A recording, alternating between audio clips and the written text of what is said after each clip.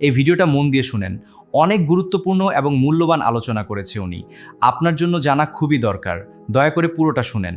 এবং আপনারা আজকে দেখেছেন একজন মন্ত্রী বলেছে যে ইনকিলাব শব্দ নিয়ে আপত্তি তুলেছেন ওনারা। আমরা বলবো যে ইনকিলাব, ইনসাফ, আজাদি এই সকল যে শব্দ রয়েছে, এই সকল শব্দ আমাদের জীবনের অবিচ্ছেদ্য অংশ। কারণ এই শব্দগুলোর মাঝেই আমরা ভারতীয় আধিপত্যবাদের বিরুদ্ধে এই শব্দগুলা দিয়ে দাঁড়াই। এই শব্দগুলোর মাধ্যমেই যারা আমাদেরকে চাঁদাবাজি, সন্ত্রাসী এবং দুর্নীতির মাধ্যমে বাংলাদেশে অত্যাচার করতে চায়, আমরা এই শব্দগুলা বলেই তাদের অত্যাচার বিরুদ্ধে দাঁড়াই ইনশাআল্লাহ।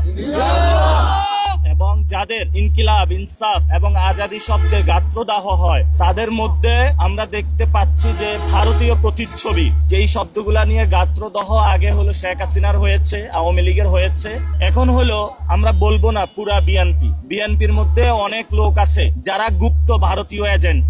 এদের হলো ইনকিলাব, ইনসাফ, আজাদি শব্দে চুলকানি শুরু হয় যে আমরা ঢাকা একটা ইনসাফের রাজত্ব কায়েম করতে চাই।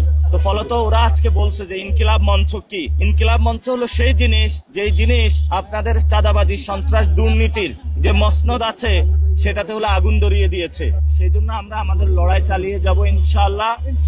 এবং আমাদের ইলেকশনের যে সিস্টেমটা রয়েছে, এই সিস্টেমের মধ্যে অনেক ভুল ত্রুটি রয়েছে। অর্থাৎ এখানে চাঁদাবাজ, সন্ত্রাস, দুর্নীতিবাদ যারা, তারাই সংসদে যাওয়ার সিস্টেম। এই সিস্টেম পরিবর্তন করতে হবে। জনপ্রতিনিধি জনগণের হবে, কোনো দলের হবে না, কোনো ব্যবসায়ী গোষ্ঠীর হবে না, কোনো দেশের হবে না।